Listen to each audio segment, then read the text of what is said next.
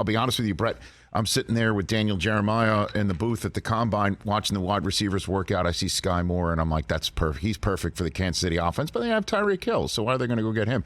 I'm just wondering if you put a pin in Skyy Moore seeing him or at the Combine and whatever evaluation you had, and then when Tyreek was going in a direction where you thought, okay, we might have to move him, that you removed the pin on Skyy Moore and you wound up drafting him. I wonder if that happened.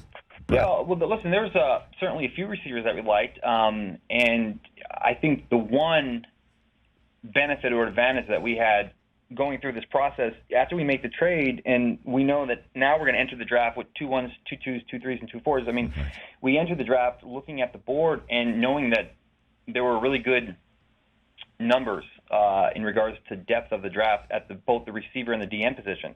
The corner position was a little bit different. I mean, there were good players and good prospects, and certainly there'll be some late round corners that develop. It happens every year, but just from the outlook of the draft and where the numbers stood out to us were at D end and at wide out. And so I think that kind of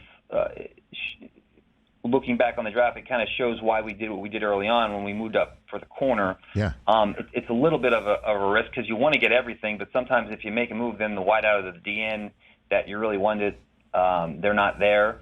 I think we rolled the dice a few times, and it turned out to come up the way we wanted to. But George Karlaftis was a guy that we easily, in fact, we talked about trading up for him as early as 2 weeks before the draft. But as we started to study the team needs more, and as we started to study the depth of each position, it just looked like there were going to be some good DNs there at the end of one, but the corners may be gone. And I think you saw that with us moving up, and then right after we moved up, the Bills moved up to take a corner.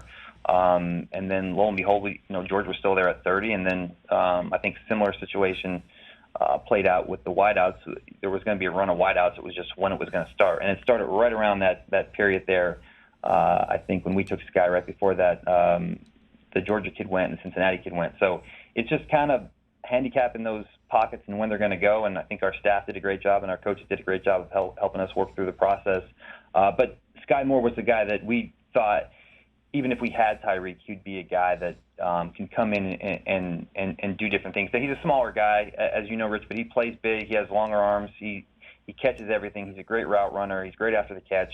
You can move him around and play him in different positions. And I've always, people have asked about, a specific type of receiver, and I think we operate in a more general sense of we're going to find good players, and we have an outstanding coaching staff, and they're going to highlight what they can do, and they're going to put them in positions to make plays for us. So whether that's a 6'1" guy, a 5'11" guy, I mean, we're just going to find good football players that we like and leave it up to the coaches to put them in positions to push the ball down the field and score points. Yeah, man, Karlaftis wore so many people out. He was unblockable in some games I was watching with Purdue, and obviously you if you're going to go shopping for cornerbacks, Washington is a pretty damn good spot the last few years in the draft. Hey, you watched all the way to the end. Thanks for that. Watch more right here.